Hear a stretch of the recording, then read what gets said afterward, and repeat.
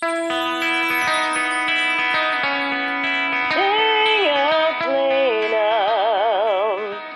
my name is Aviva, and I made Cannabis Car, and a difference. I'm Bill Meeks, and today I'm talking with Aviva from Aviva and the Flying Penguins. Now, I've known Aviva since around 2012 when I produced a video for the song Change by her band Aviva and the Flying Penguins. You know, this is back when I was living in Atlanta. Now, Aviva is just oozing with life and passion and energy and fun, and musically, she writes really good hooks. What we're going to be talking about today, though, is her work affecting change in her current state of Georgia, specifically in the hemp and cannabis spaces. Aviva's song Cannabis Car is part protest song, part groovy jam that teaches the listener about the history of hemp in our country and all the ways it can help the environment today. She didn't stop at just writing the song, though. She's become a familiar face to Georgia lawmakers because she's spent countless hours arguing for legal hemp. Oh, and you guys are gonna love this. Aviva even took some time out to play a couple songs for us while she was jumping up and down on her trampoline, which is a trick that I've not learned, but apparently she's really good at. All right, this is going to be a great conversation. If you haven't used cannabis, feel free to kick back and enjoy it while we talk. I made this for you. Take a listen. Go ahead and give me like a testing 1, 2, 3. Okay? Silent night, holy night, Son of God, love's pure light, radiant beam from thy holy face, with the dawn of redeeming grace. Jesus, Lord, and thy birth. Jesus, Lord, and thy birth. How's that? That was way better than most people's testing 1, 2, 3. Most people just go 1, 2, 3, 1, 2, 3, testing. Am I done yet? I figured I'd give you some dynamics. Aviva, thank you so much for joining me today. It's great to talk to you. It is my honor. How are you doing? It is my honor, Aviva, and I'm doing great. You know why? Because I'm talking to you. You are just such a bright light of joy in the universe, and it's just a pleasure to be speaking with you right now. Thank you. I try. One way you try to sort of light up the universe is with your music. So why don't you go ahead and tell our listeners a little bit about how you got into, songwriting and performance as far as music? Well, one of my earliest memories of writing a song, I was sitting in the back seat of, the station wagon. I don't know, I grew up in the 80s, so station wagons were really popular back then. With the wood paneling, right? There was that. We had a Volvo. So we had an orange Volvo. We were, very unique. And so we sat, there are 4 of us siblings, and I was sitting in the back with one of my brothers, and so we faced backwards, when we're driving, because that's how it was set up. The seats would pop up, and they'd be facing backwards.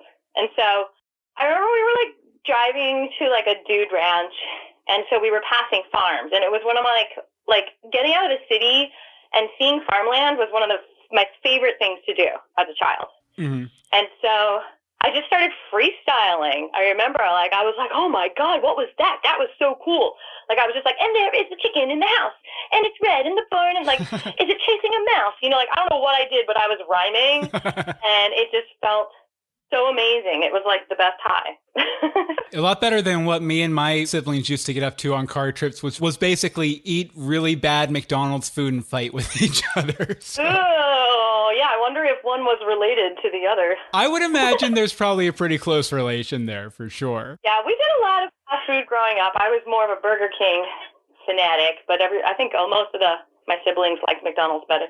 For me, I always preferred Taco Bell over all of them, but it's really bad food. It's really bad Mexican food too. And so, yeah, I try to go slightly better these days. Get off of that 89-cent menu. Yeah, I don't even know if Taco Bell existed when I was a kid, but I remember in high school I started getting into it. We all had our weird experimental Taco Bell years, We certainly did. So you started freestyling in the back of the car. When's the first time you started thinking, maybe I could pick up an instrument? Maybe I could actually, plan out a song to sing? Well, I was pretty much forced to take piano lessons since I was about 8 years old. Mm-hmm. Even before then, I was tinkering around on our piano. I was lucky enough to grow up with a piano. I don't even have one now. If I did, I think it would add more joy to my life. But yeah, I would just tinker around on the piano and write songs, and then I started to take, actual piano lessons. But I was also encouraged. We had a really good music program in my elementary school, and I was really into like writing things out as a child on manuscript paper. Mm-hmm. And so like there was a contest, and I entered the contest with a little song I wrote called Purple Blue, and I wrote it all out on manuscript paper, and I won. And I won from my school, and then I went on to the county, and then I went on to the nationals, and I like won this award. And so I had to perform this little song I wrote in front of like thousands of people. Oh, wow. Do you remember the song? I remember like the melody is like, I didn't really submit it with words, but in my mind I had the words like purple, blue, purple, blue, purple, blue's the same. Like da, da, da, da, da, da, da, da, da, da, da. I don't know. It was just kind of like a classical sounding little piece that I, wrote. I was just very, very anxious. I had a lot of performance anxiety growing up. I still have a little bit, performing in front of that many people, kind of a shock. What was that first performance like for you? I feel like it was just something I had to do. Like, it wasn't like, oh, I'm amazing. Like, I'm this amazing little prodigy. I was just felt like, oh, this is just my job. Like, I have to get through this, and I just have to perform for the people. You felt natural there. Felt like a politician. I don't know if it felt natural back then. It does now. Like, it literally feels like I'm just like a fish out of water in a way when I return to the stage and I'm swimming and I'm like, oh, this feels so good. What is your favorite moment about going on stage? Is it like the anticipation of beforehand? Is it while you're performing? Is it when you're done and you're like, okay, I did a good job? Like, where's your favorite moment there? And I apologize for zigging in the background. I do really like the preparation right before I go on. I usually like meditate, or with my band, we usually do qigong. Like, that is an amazing moment. And then it's so quiet and peaceful. And there are a lot of those moments on stage, too, where it's like people are listening, depending on where you are. Sometimes it can literally feel like traumatic because everyone's talking so loud, in the audience. But when you're on stage and people are listening, it's just such this moment of quiet and peace, and we're all connected and we're all gathered together. We're all experiencing the same vibration together, and I get to facilitate that. It really feels like an honor, like a blessing. I got a question. How you gonna change the world? Are you gonna be the change, or are you gonna wait for change to rearrange you? How you gonna change the world? Are you gonna be the change, or are you gonna wait for change to rearrange you? How you gonna change the world? Are you gonna be the change, or are you gonna wait for change to rearrange you? How you gonna change the world? Are you gonna be the change?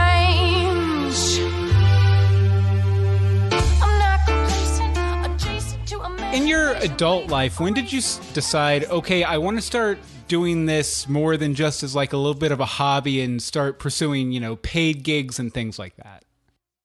That's a really good question, because it is a really, really hard step to take, with our conditioning. Mm-hmm. Like, when I was in college, I pretty much stopped writing music. I just, rationally thought that I could never make it, financially. Kind of right about that so far, but anyway, I just, was never really encouraged to do it like that. It was like realistic for me. I mean, by some people, and by my own heart, I knew it was a part of me that I couldn't neglect. So basically what happened is as I got older, I started discovering the healing arts. Mm-hmm. I had become vegan at the time, and I was like meditating a lot. And what happened was, I was getting in touch with like the racism that exists in this world on like a big level. I don't know, like growing up in New York, like there was definitely a lot of racism, but like I never felt it. Like in my school, like we were all just always together, like all my friends, we were all multicultural, and I'm Jewish, and so I'm not exactly white myself, I've definitely felt like I've experienced a lot of anti-Semitism, so I feel like I'm somewhat of a minority in a way. Not exactly, but when I came to the South, to Atlanta, like the racism was like, dang, so prevalent.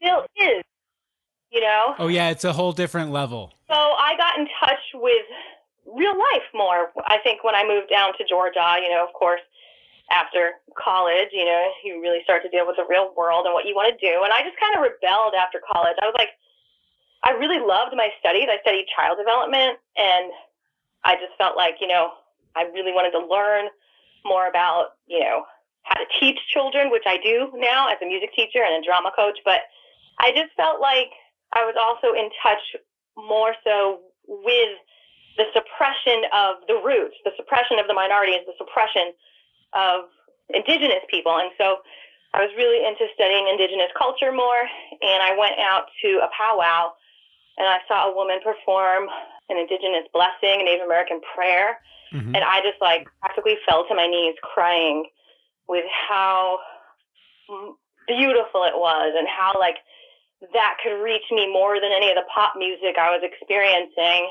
And I was the only person in the audience at some points listening to her, and just, awestruck by her. And I got, all of her, music. I bought this roots kind of music that really, really moved me. And so that night I actually went home and I wrote a song, and I hadn't written music in years. And I wrote a song for her called Home, because I felt like her energy brought me home to my spirit, my femininity, my ethnicity, which I realized, through my opening up and healing, that there was so much mind control programming that existed in our society that was suppressing my femininity, that was suppressing my spirituality, that was suppressing my roots, my culture, because everything was just like mainstreamed. And I was taught that I wasn't good enough if I wasn't like this certain image. And so when I released that, it was like my gift of songwriting came back to me, because my songwriting does not come from someone else approving of me. It comes from my full expression of who I am. And so, releasing the needs to serve society, like just for me to make money and just that greed, like once I released that, I realized that I have to share these gifts with the world somehow. I'm going to figure it out, With what we're here to talk about today with Cannabis Car, you're definitely putting those words you just expressed to me into action. Do you think maybe you could play us Cannabis Car, and then we can talk a little bit about it? Sure. And just to tell your listeners, I am jumping on my trampoline because we kind of squeezed this in today during a workout, which I have to do, So it might sound a little bit interesting as I'm jumping on this trampoline, talking and singing. But here we go. 15% more bouncy.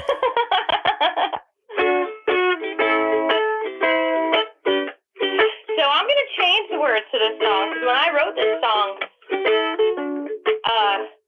hemp was illegal, and it just got legalized with the Farm Bill. So now I'm going to change the words a little bit. Don't you want a car that runs on cannabis? Don't you want a car that runs on cannabis? Don't you want a car that runs on cannabis?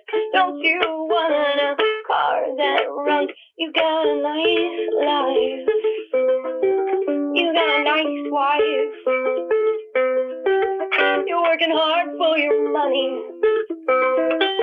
You gotta save to survive, but the gas prices never cease to rise. Don't you want a car that runs on cannabis? Don't you want a car that runs on cannabis? Don't you want a car that runs on cannabis?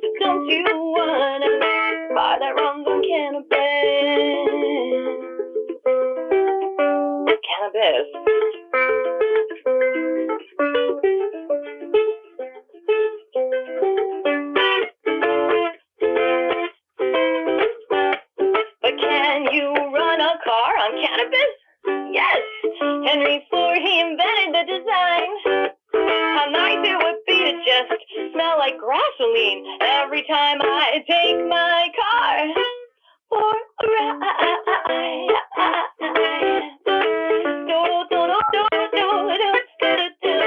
Yeah.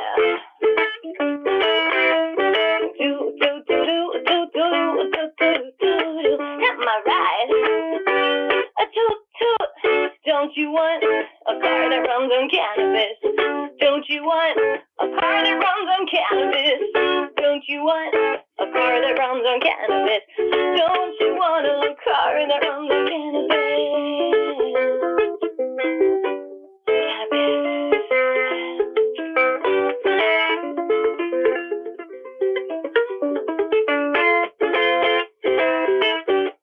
Now Mama Earth, she agrees. Use cannabis for paper so we can breathe. Use cannabis for clothing. It's got clean fibers. Stamp out the toxins and let the waters vibe us higher. Don't you want a car that runs on cannabis?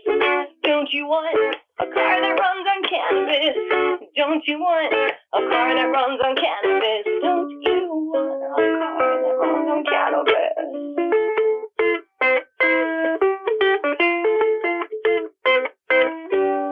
And some people say that oil pollutes, and drilling into the ground is killing our roots. All indigenous farmers could be digging up fuel, but instead their fossil fuel is it the government's rule. Well, we can easily be a hero now that hemp production is legal. Don't you want a car that runs on cannabis? Don't you want a car that runs on cannabis? Don't you want a car that runs on cannabis? Don't you want a car that runs on cannabis? Don't you want a car that runs on cannabis? Don't you want a car that runs on cannabis? Don't you want a car that runs on cannabis? George Washington knew it. George Washington even grew it.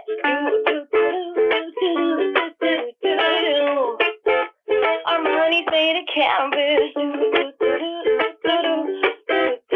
Or at least it was. And I think the pyramids are made of cannabis. All right, everyone, sing along to change the world together. Do do do do do do do do do do do. Let me hear ya, Bill. Come on, Ziggy. Do do do do do do do do do do. That's right. Come on. Time to grow hemp, everyone. Do do do do do do do do do do do. Let go of our fossil fuel dependency on this independency. Do do do do do do do do do do do. That's right.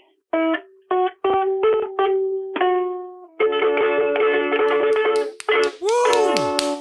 Fantastic, Aviva. Fantastic. I don't know if anyone's ever told you this, but you have a little bit of a talent for music. Just a smidge. You are so nice. Thank you. You know, if you listen carefully to the lyrics, you can probably get an inkling of the inspiration and where this song came from and everything. But for our listeners who are digging too much on that awesome music, why don't you go ahead and explain where the inspiration for the song came from and what kind of the purpose of the song is? Well, I was, helping out a farmer, and a farmer was helping me out, and I was like on the farm picking blueberries and tomatoes and tenting out there, and the farmer like educated me, and he was like, did you know that hemp was once required to be grown by farmers, and that like it has all these other things that it does, like it's not just smoking? Because he was like smoking and I wasn't into it, and he was like, well, did you know this other aspect of the plant? You should really know about it since you're not into it or whatever. So I like basically started Googling it, and I found out that Henry Ford created a car that not only ran on cannabis fuel from his farm in Dearborn, Michigan, but it also was made with like this flax cannabis, hemp fiber body, which was stronger than steel, and he was like hitting the car with his sledgehammer and it wasn't denting. And at that point, like a light just went off, like, holy cow. Why the heck back. You know, I was one of those kids reading my Sassy magazine, crying when they talked about Exxon, you know, and the big oil spill and the pictures of the pelicans with oil all over them. And like, I'm like crying like, oh my God, how could this be happening to our beautiful birds and creatures? And so when I found out that you can actually like use hemp to make fuel and other plants, you know, like the diesel, man, I was so pissed. I was like, why are we using oil? It's killing our creatures. It's expensive. It's a monopoly, you know? Yeah, and especially what you were saying about the fact that he was using hemp for like the body of the car too, because I mean, cars are basically just a big pile of toxic materials, more or less. And it's like, you know, we have this all natural alternative. I know.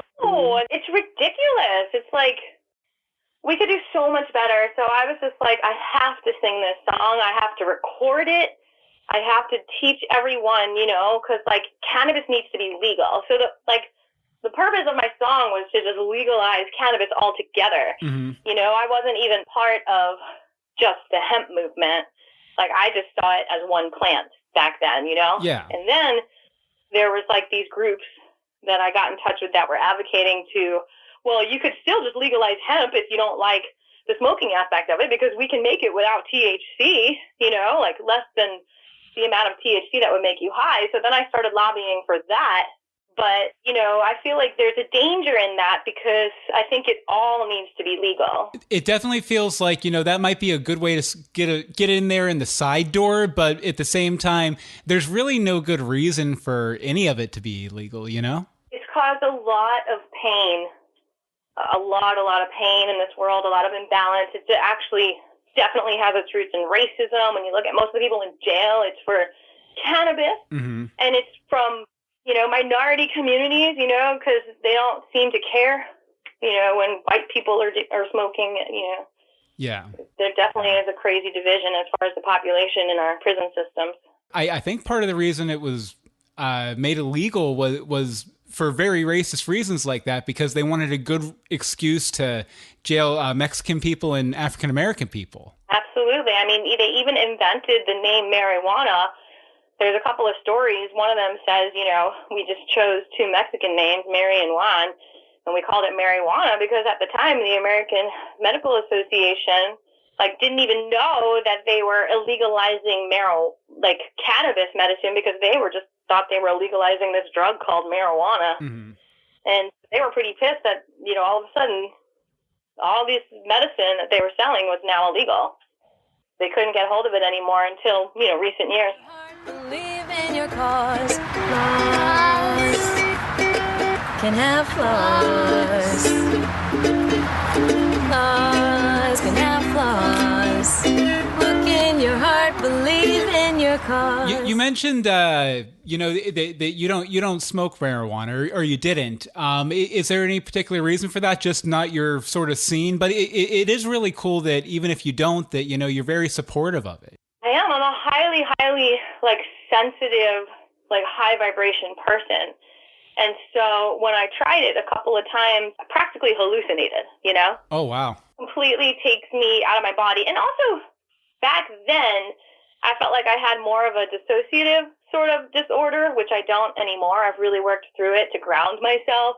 But, being kind of a spacey, not necessarily spacey, but someone who's able to kind of, leave my body in painful situations, you know? Yeah. You know, it is a dissociative. It helps you do that also. I already kind of somehow developed how to do that by myself.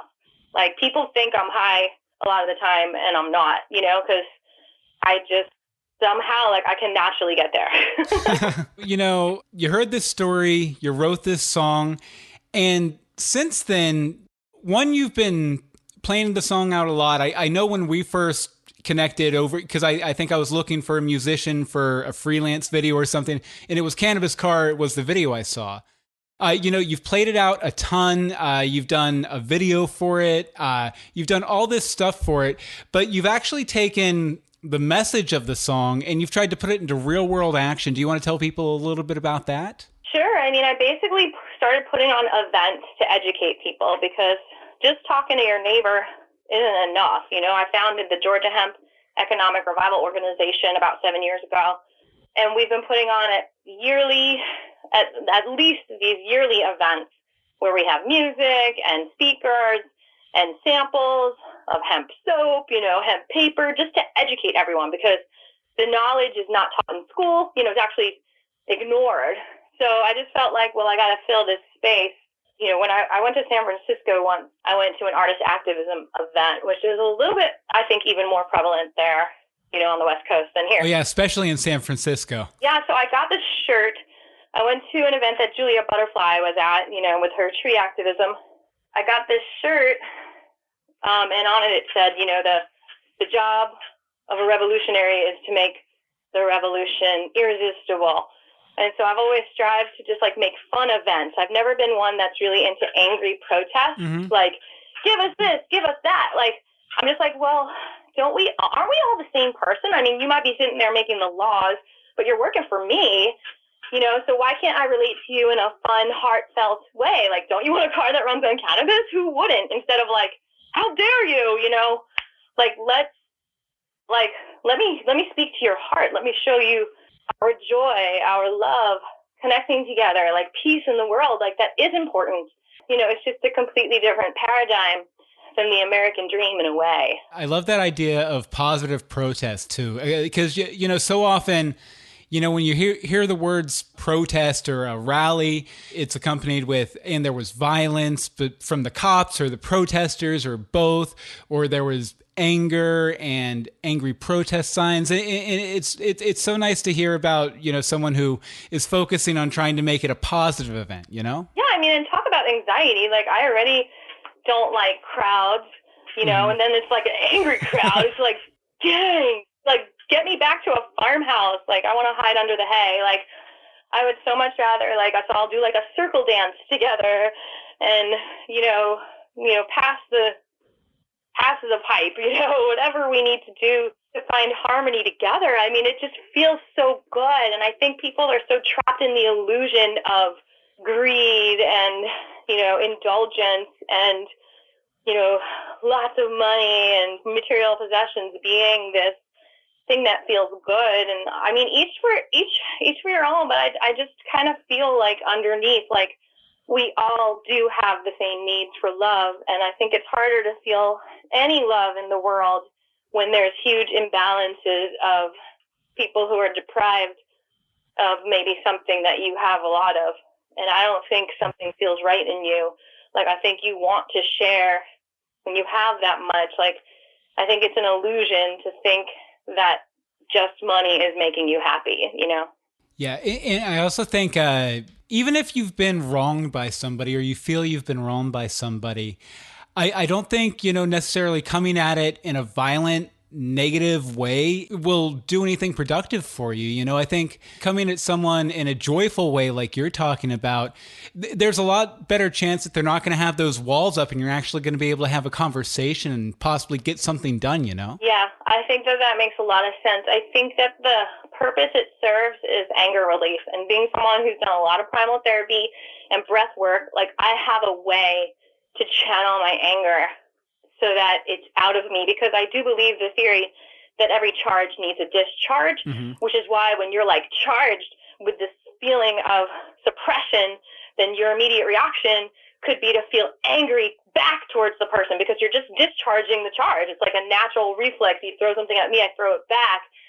But what I do is I take those charge and I'll punch pillows and I'll scream in my car and I'll get it all out so that I'm not as triggered if I feel wronged by someone, because I got so much of that, electrical charge off of me already.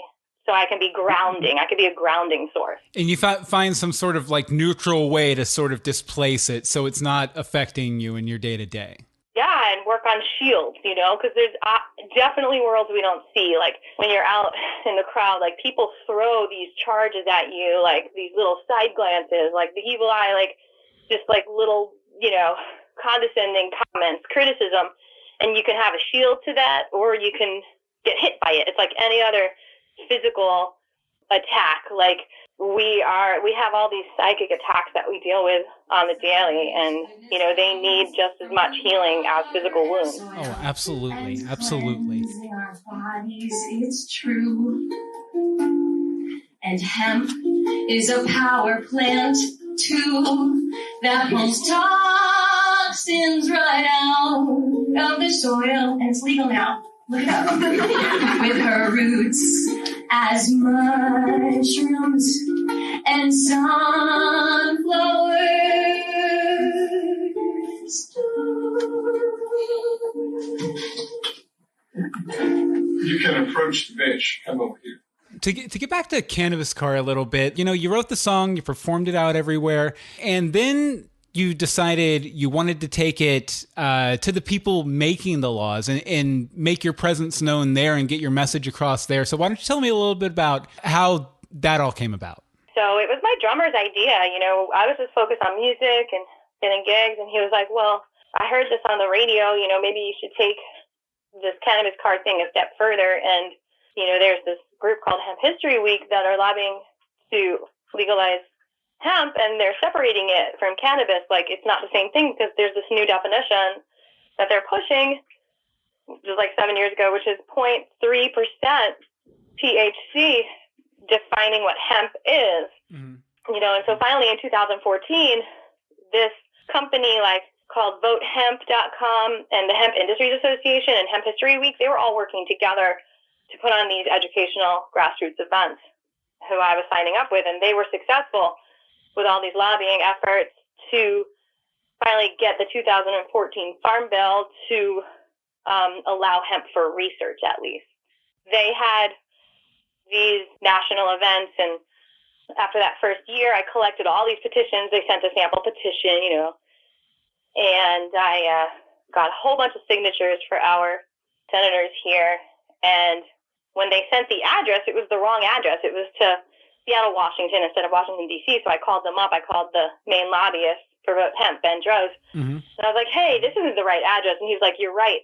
But you know what? Instead of me giving your address, I think you should come deliver it to your senators in D.C. yourself, and I'll help guide you through the process. And I was like, oh, okay. So I organized an East Coast tour with my band so that we can go through D.C. and do this, And I put this all on YouTube, all my crazy little vlogs about this. I called it the Clarifying Confusion Tour. So there you have it. Sometimes people need a little push to do what they say they're going to do, to get the hemp movement moving. Sometimes they need a silly girl in a penguin hat to come all the way to D.C. from Atlanta and say, did you do this? And they say, oh my God, I was just thinking about that. It's just such a coincidence that you just happened to come here all the way from Georgia wearing a silly penguin hat, making me smile, because now you can help me connect with Nutiva and help convince Congressman Rob Woodall that yes, indeed, Nutiva wants to buy locally grown hemp and not ship it in. And you said you were going a lot to the state legislature there too, right? You were going up there to lobby for changes? Oh, yeah. So once we got back in Georgia after that tour, there's other organizations here that are very active, particularly at the time, James Bell with Georgia Care was one of the folks that was leading the industrial hemp efforts. And so with the help from him, I learned about some local bills. At the time, one of the first bills was HB 704 several years ago that John Pizold sponsored. When I started to get into it, in Georgia, it's a 2-year period that you go through these bills. And so HB 465 was introduced, and for 2 years, it just kind of was sitting duck. Nothing was happening with it. Colleen Keehee from the HIA was nice enough to review the bill and give advice, and we were working through it. But there's all this politics I didn't know about, monopolies, paying for lobbyists, to work out deals. I don't know. I'm just a person going in there and being like, hey, I think this should happen. I don't have anything to offer you. I don't have a business. I don't have, whatever. Yeah, you're walking into this 12th dimensional chess game of politics when you're just like, hey, I just want hemp to be legal. Yeah, I'm like, hey, can we stop polluting the earth? Yeah, so HB 465, just going down there, meeting John P's old secretaries. I made so many friends, and I learned so much about what people knew and didn't know and were open to learning and not receptive to learning. And so I just tried to learn the system as much as possible. Like, why wasn't HB 465 read? I got a whole bunch of signatures for David Ralston, the Speaker of the House. When I went in there with scribbles, my puppet son, who, I told him, look, I'm teaching children about hemp. That's how amazing it is. That's how much it doesn't have a stigma. And, like, me and Scribbles went in there, to talk to the legislators. It's nice to have someone with me, right? Even if it's an imaginary puppet son. Well, imaginary puppet sons are real, too. They are. They're definitely real in some dimensions. Sunday, SUNDAY, songwriting, AATFP. Hey, everybody. Welcome to Sunday Songwriting number 151. Today we've got our old friend Scribbles. Hi! So happy to see you! So we went in there, we gave David Ralston all those signatures, and his secretary was still like, look, there's no way he could even demand that this bill gets voted on unless John P. Dole himself pushes it, and I don't know why he's not pushing it, and he wasn't returning my phone calls. So I did the best I could, and then towards the end of it, I talked to all the co-sponsors, Jimmy Pruitt, Tom McCall, were a couple of the HB 465 co-sponsors, and I was like, what is going on, And they're always so nice to me. And so at the end of the session, Tom was like, look, John P. Zold's not moving this bill, or it's not moving. I just need to kind of take the reins. So he said so he wrote HR 1473, got it pushed through immediately, and that was basically to do a research committee for hemp and to write a bill together. So that research committee, quickly passed, so, all hope wasn't gone. And they had some study sessions, which unfortunately I never made any of those study sessions. I was really happy to see that it did quickly get pushed through the votes, and I went to the Ag committee hearings for the Senate and the House when it was being heard, and I, met with as many of the Ag committee senators and House, members as possible so that I could teach them about hemp. And I learned the process, how it goes through committees and all this stuff, and it's a lot to learn. I just basically individually taught them all as much about hemp as I could, and some of them were like, why weren't you at any of these meetings? I'm like, I'm sorry. Doing what I can, man. But we were not very happy with the bill. It really, really sucked. It was really, really restrictive, and I just kept asking, why can't you just say in the bill it's legal and leave it up to the Ag department to make the rules? Because now what happened was they just made this crazy bill. It passed, yes, but now the Ag committee, when I call them, they're like, well, we can't do anything about the program because the legislation says all these restrictions and the people aren't happy with it. But what's probably going to happen when the session opens, January 2020, is we're going to reopen the bill and make some changes. I was like, okay. A little bit slow, a little bit annoying, but it's in my lifetime, so. So you got to take what you can get. Yeah. It's basically like a movie, Yeah. It's like all this stuff that I'm doing. I don't know if it's making a difference or not, or if I'm just, part of the drama. I don't know. Well, I think the important part is that you're intending on making a difference, and even if it's not the big difference you want to make necessarily, right, in the moment, that's what you're trying for, and there's progress being made, so that's great. Thank you. And I think the important thing here is to remember the whole communication aspect and the community aspect, because, getting to know these legislators, there are some issues with them too, I like to look at all the other bills they make and talk to them about it. And, while I'm in there doing my activism, be like, well, not only is hemp amazing, but we've got these coal ash issues here. We need to hold Georgia Power accountable for polluting our water. Why don't we make a provision to grow hemp to phytoremediate the land, to pull the toxins out of the land? And, just to get to teach these legislators what that means, I feel like I can at least be a bridge of communication, whether or not I'm affecting the laws, at least, I'm helping to influence with something, because some of these, it's in the Ag committee. All these agricultural issues are there. So as an activist, a lot of environmental issues can start with industrial farming being harmful for our health. So just having that relationship and showing up for what is right, I feel like can influence them to understand, even what is right or wrong, because that can get colluded with the idea of, well, the right thing to do as a man is to provide for my family, make sure we got the money that we need. And so that is such a strong belief that I feel like unknowingly you can harm the world by using pesticides because you think that that's what's making your farm more lucrative, and you're not really looking at all the facts.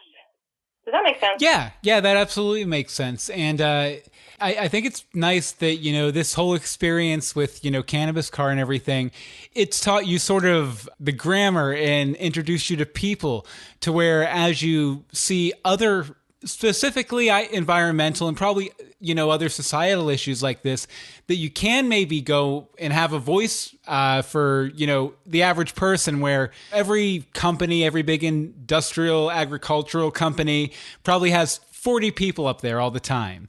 And so it's nice that, you've learned this process so you can go up there and speak for the rest of us. Aw. I really quite like it. Yeah. It's like a lot, But I feel like it's an opportunity, like since there's a ban on pesticides with hemp, it is an opportunity, along with all the other moral issues that the prohibition has brought up. Like it really is an opportunity to completely reassess like how we're going about our agroeconomics right now. Mm-hmm. Because like with Willie Nelson and Farm Aid, like it was almost like the prohibition of hemp was like the start of real farming issues. Like farmers were supposed to be able to make money providing all these industrial materials, whereas once it was prohibited, like everything became monopolized by the petroleum companies, like with the plastics and the paints. Like they used to be made from products from farmers, so it like literally started a lot of homelessness within the farmers who then had to go to the cities to try to get work, and were just living on the street because their farm was no longer making money in these ways after they invested everything they had, perhaps, in that, Oh, wow. Yeah, and not to mention, the environmental impact, the health impact on people from having all these products, around stuff that we consume. Yeah. Bad juju all the way around. Yeah, providing food for people and sustenance is the foundation to our life. And so we need to look at that and be like, are we willing to compromise and eat just, fast food and chemicals that are harming us over time? Or are we really going to get back to our roots and honor our farmers? Because these chemically processed foods are there, it seems like, because the farmers aren't able to provide us with more stuff on a massive scale. And it's because, like, you got to look at the cost of farming and the cost of food basically not giving farmers a livable wage. And that's, what Willie Nelson talks about with Farm Aid and having these concerts to give back to the farmers. And, with the whole movement of GMOs and all that stuff, like, there's a lot of governmental, farmer subsidies that are given to support the food that's bad for us and not enough. There needs to be subsidies on hemp, And not subsidies on ingredients for Taco Bell and Burger King and McDonald's. Yeah, I mean, basically the companies that have the money to go in there and lobby for the subsidies and lobby for what they need, they're the ones that are going to get it, Mm-hmm. So Mm-hmm.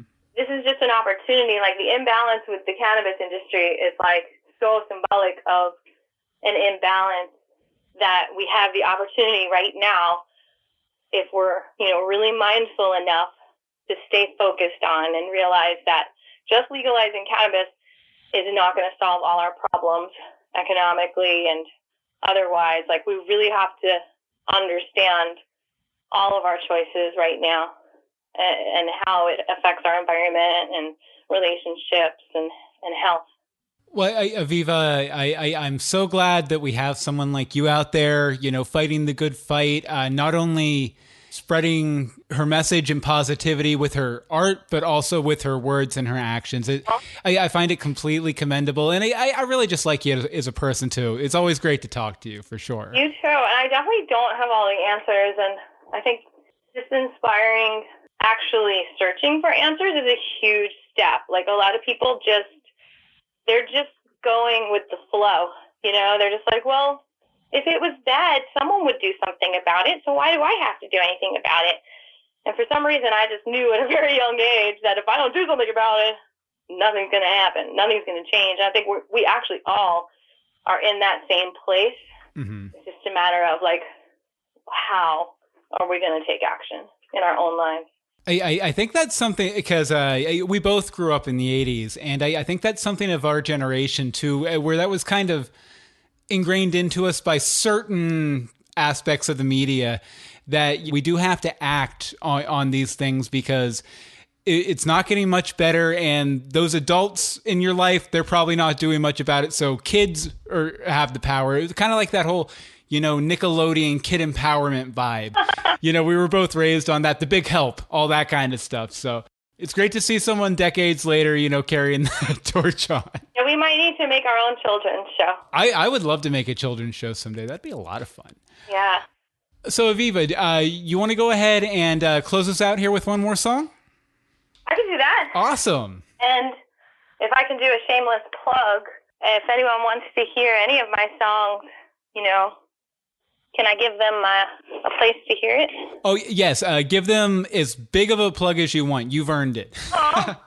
Well, my YouTube channel has over 500 videos of all kinds of things. Like I said, like some of the activism and whatnot, but also a lot of music. Sunday songwriting. I think I even have a hemp song playlist. They can go to my YouTube channel, which is youtube.com/Aviva Sings Out, AVIVA Sings SINGS Out, OUT.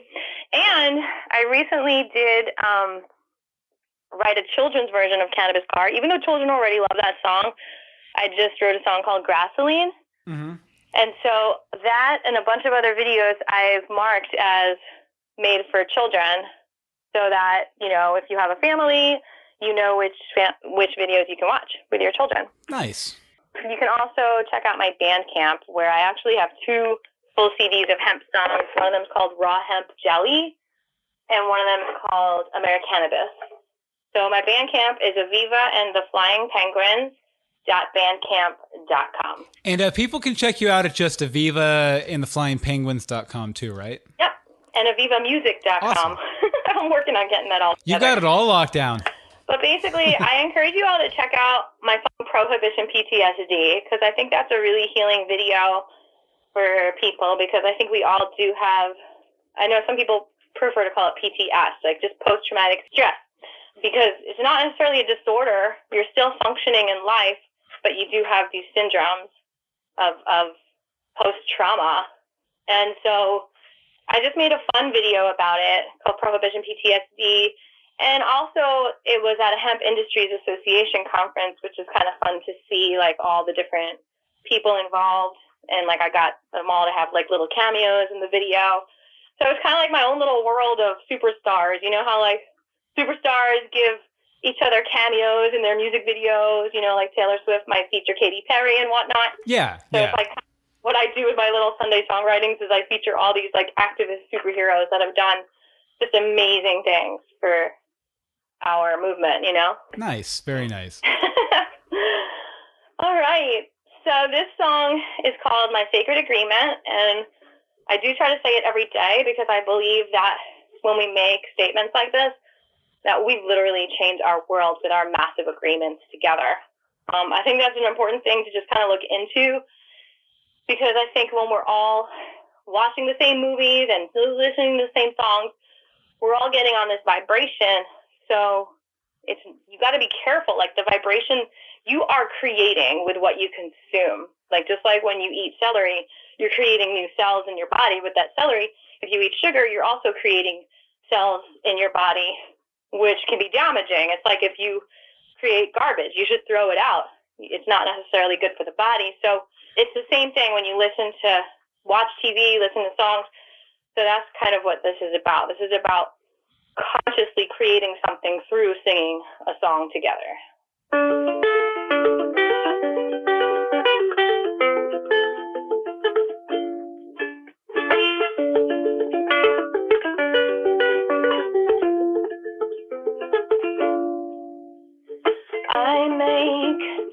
outstanding agreement to honor and respect cannabis as a plant for food, free to be planted, harvested and processed by all. I break any past contracts known or unbeknownst to me that has taken away my freedoms and security. I've been not limited to being punished, shamed, and lied to, neglected, shot, blocked, or manipulated in regards to my personal relationship with and awareness of the cannabis plant. I am committed to spreading education about the many uses of cannabis, from fuel to paper, ropes, Bible, medicine, technology, and ceremony.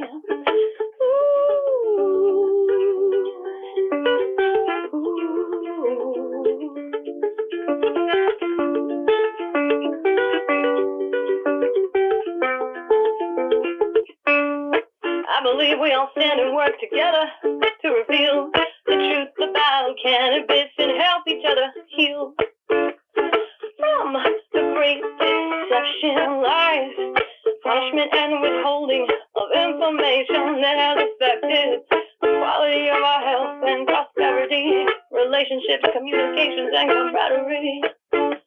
My healthy, prosperous life deserves honor and devotion, and I honor my life. And it is my choice to use cannabis if it can contribute to and sustain it. I release any and all shame and fear if it's connected to this belief.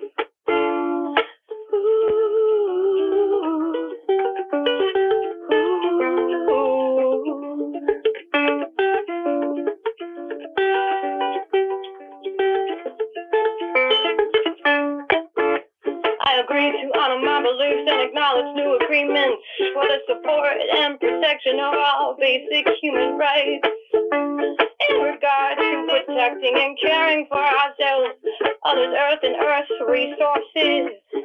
I further agree to and believe that it is my right and any human's right to grow cannabis in a personal garden, family, and/or industrial farm.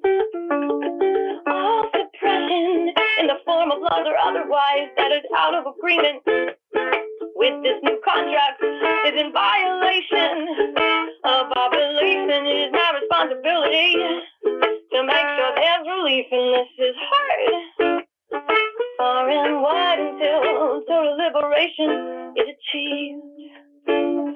This is my sacred agreement and commitment, and I see that it is good. Very nice, very nice. I love this. It's like my own little personal concert. It's so great. Yay!